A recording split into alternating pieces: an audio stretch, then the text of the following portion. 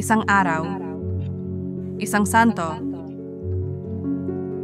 may maligayang pagdating sa channel na nagbibigay pugay sa mga lalaki at babae na nagmarka sa kasaysayan ng simbahan sa buong panahon. Ngayon, 1 ng Mayo, ipinagdiriwang natin si San Jose ang manggagawa. Kamusta? Si San Jose ang manggagawa ay ang nag-ampon na ama ni Jesus Cristo at asawa ni Birheng Maria. Siya ay isang karpintero mula sa Nazareth at isang matuwid at mabuting tao. Ayon sa kasulatan, pinili ng Diyos si Jose upang maging tagapag-alaga at tagapagtanggol ng banal na pamilya. Nag-alaga siya kay Maria at Jesus ng may debosyon at pagmamahal. Naglaro rin si Jose ng mahalagang papel sa pagpuprotekta kay Jesus mula kay Herodes.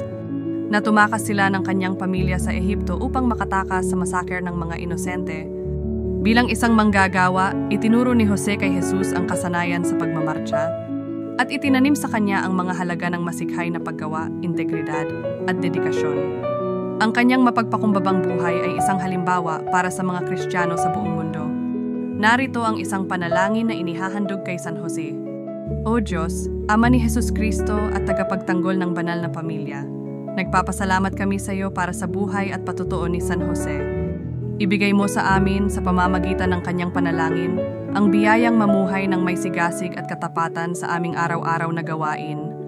Naway tularan namin ang kanyang halimbawa ng pagkamatapat at dedikasyon sa aming pamilya at bukasyon. San Jose, ipanalangin mo kami. Amen. May iba pang mga santo na ipinagdiriwang ngayong araw. San Jeremias, ipakikilala namin sila sa aming mga susunod na video.